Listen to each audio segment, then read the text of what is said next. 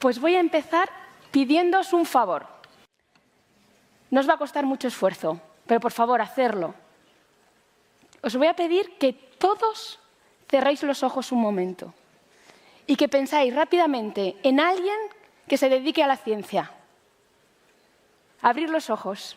Seguro que alguno de vosotros ha pensado en Sheldon, de Big Bang Theory. ¿Algún otro quizás ha pensado en Albert Einstein? Y bueno, por lo que ha pasado antes, hace un rato, que habéis levantado muchos la mano con eso de quién había visto Regreso al futuro, quizás alguno habéis pensado en Doc. Pero probablemente nadie haya pensado en un científico como yo, en una mujer que se dedique a la ciencia. Generalmente no tenéis esa idea sobre la gente que se dedica a la ciencia. Pues bien, yo soy científica del Consejo Superior de Investigaciones Científicas y dirijo un laboratorio de investigación en biomedicina en el Centro de Biología Molecular Severo Ochoa. Hoy os voy a explicar cómo he llegado a dirigir este laboratorio.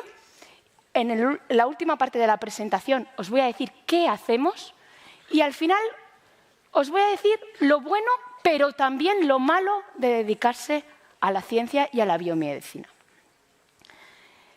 Bueno, pues para llegar a ser jefe de un laboratorio de investigación he pasado por distintas etapas. Desde luego, el colegio, el instituto fue la primera etapa. Después, la universidad. Yo estudié biología molecular y bioquímica. Después de estudiar biología molecular durante 5 años, tuve que seguir estudiando y hacer una tesis doctoral en biomedicina y biología molecular. Esa tesis doctoral dura aproximadamente 5 años. La buena noticia es que mientras haces la tesis doctoral ya no pagas, pero ya cobras. Aunque sigues siendo estudiante, pero en ese momento ya cobras, ya tienes un salario. Bueno, 5 años después de la tesis doctoral, la defiendes frente a un tribunal. Parece que ya has terminado tu formación, que ya estás listo para el ámbito laboral. Pues no, te dicen, no, tienes que seguir estudiando un poquito más. Coge más experiencia, haz una estancia postdoctoral en otro laboratorio para seguir formándote. Es lo que nosotros llamamos estancia postdoctoral. Otros 5, 6, 7 años. Bueno, ya, por fin, alrededor de los 40 ya has estudiado suficiente y ya estás preparado para dirigir a un laboratorio, para desarrollar tus propias ideas, ¿vale? Durante estas 5 etapas, hasta llegar a ser directora de un laboratorio de investigación, he necesitado distintas cualidades y distintos atributos.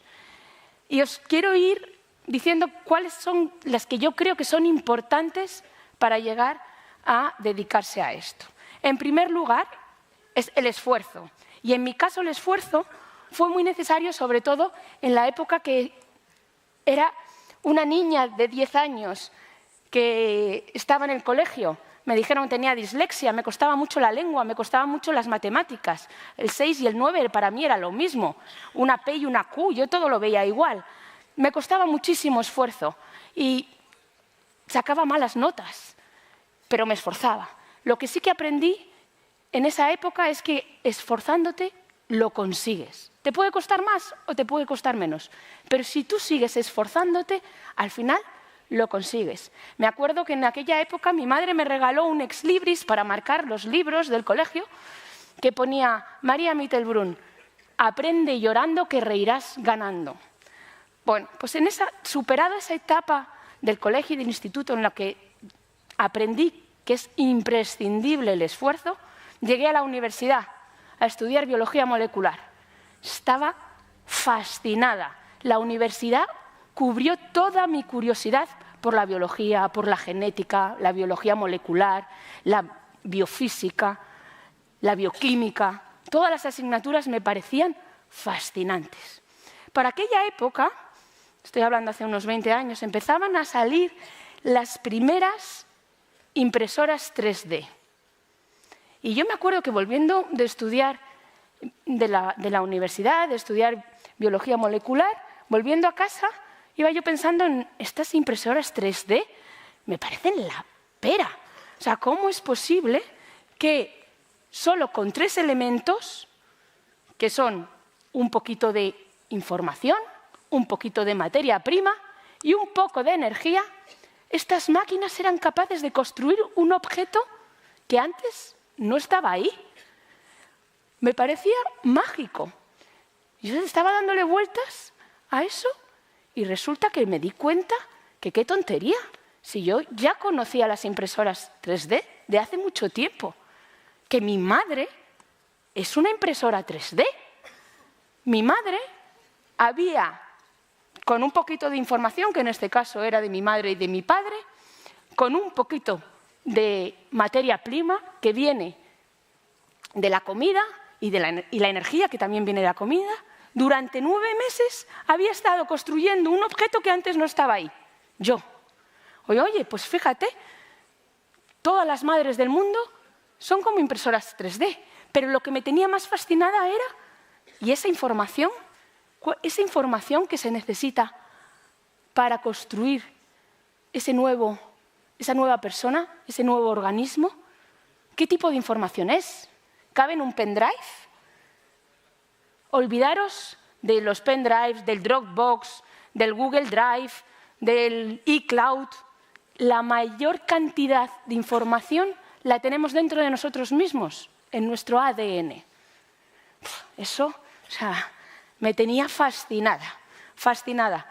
Así superé la etapa de la universidad y la siguiente etapa entré en un laboratorio de investigación motivadísima, una carrera que me había encantado, así que me metí a hacer la tesis doctoral en un laboratorio que estaba en el Hospital de la Princesa, donde se hacían experimentos con células inmunes y aprendías que todo lo bonito que había aprendido en la universidad se acabó.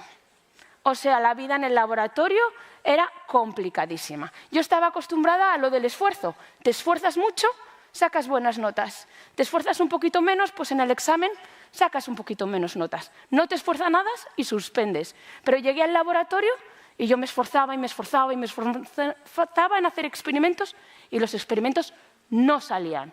Y lo volví a intentar y no salían. Ahí aprendí que lo que necesitas es tener tenacidad y no rendirte, seguir intentándolo. Esa es la primera lección que aprendes cuando vas a un laboratorio. Haces un experimento, fallas, aprendes y lo repites. Bueno, superé, después de 5 años, me doctoré y empecé la estancia postdoctoral en otro laboratorio, aprendiendo sobre cardiovascular, y en ese momento me di cuenta de que es muy importante también tener valor para hacer cosas diferentes, tener valor para proponer ideas que nadie antes y preguntas que nadie antes ha propuesto. Y en este caso me gusta poner esta imagen del Congreso Solvay, que fue hace 100 años, en el que igual reconocéis algunas caras. Está Albert Einstein, está Bohr, está Marie Curie. Pues para mí esta foto refleja el valor que tuvo Marie Curie de enfrentarse a un mundo que parecía que no estaba preparado para ella. Todos hombres, ella la primera mujer, sentada ahí con todos los mejores científicos de aquella época. Oye, mira qué valor tuvo. Bueno, pues durante esa etapa postdoctoral yo aprendí que es imprescindible tener valor. Y quizás esto es lo más importante de toda mi presentación. Por favor, no tengáis miedo a hacer lo que os apetezca, a perseguir vuestros sueños. No tenéis que tener miedo, que el miedo no os impida perseguir vuestros sueños. Y ya, para terminar, os voy a contar un poquito qué es lo que hacemos nosotros en mi laboratorio. Aquí os presento a la gente que trabaja conmigo, estudiantes de doctorados, investigadores postdoctorales. Todos en el laboratorio nos hemos hecho una pregunta. También, otro factor importante, hacerte preguntas con imaginación, que no se las hayan hecho ya otras personas. Preguntas que tú creas que son imaginativas. Ese es otro factor que creo que es importante para triunfar en ciencia. Nuestra pregunta, que me parecía imaginativa y un poco provocativa, es que quizás podemos encontrar un mecanismo molecular que sea común a las enfermedades neurodegenerativas, cardiovasculares, metabólicas y autoinmunes. Imaginaros tú que encontráis un mecanismo molecular que sea común a todas esas patologías humanas. Pues si lo interfieres, quizás puedas retrasar o puedas curar de una vez todas estas enfermedades. Parece una pregunta imaginativa y con bastante reto. Pues eso es lo que hacemos nosotros en el laboratorio. Trabajamos con el sistema inmune porque creemos que es el mecanismo molecular que está detrás de todas esas enfermedades. El sistema inmune es capaz de reconocer células que están infectadas o dañadas y eliminarlas, matarlas, asesinarlas. Pero claro, eso es un poder que tienes dentro de tu propio organismo muy fuerte. Si no funciona correctamente, y eso es lo que pasa cuando envejecemos, nuestro sistema inmune empieza a cometer errores, puede desencadenar distinto tipo de enfermedades. Eso es lo que hacemos exactamente en el laboratorio. Rápidamente os voy a enseñar un solo experimento que hemos hecho en el laboratorio para que tengáis una idea de lo que puedes hacer.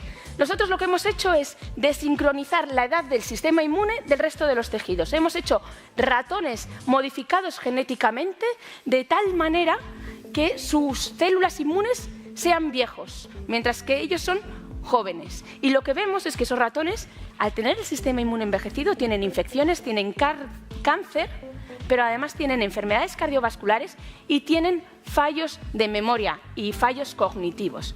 Es decir, el sistema inmune no solo nos protege del cáncer y de las infecciones, sino que también puede favorecer la aparición de ciertas enfermedades si no funciona correctamente. Ahí os enseño dos ratones que tienen exactamente la misma edad, pero que uno tiene el sistema inmune que le corresponde, joven, y el otro, tiene el sistema inmune envejecido. Y ya, todo el mundo os ha contado aquí las cosas buenas de sus profesiones. Yo quiero simplemente dar una pincelada de que en ciencia no es todo bonito. Hay cosas muy complicadas.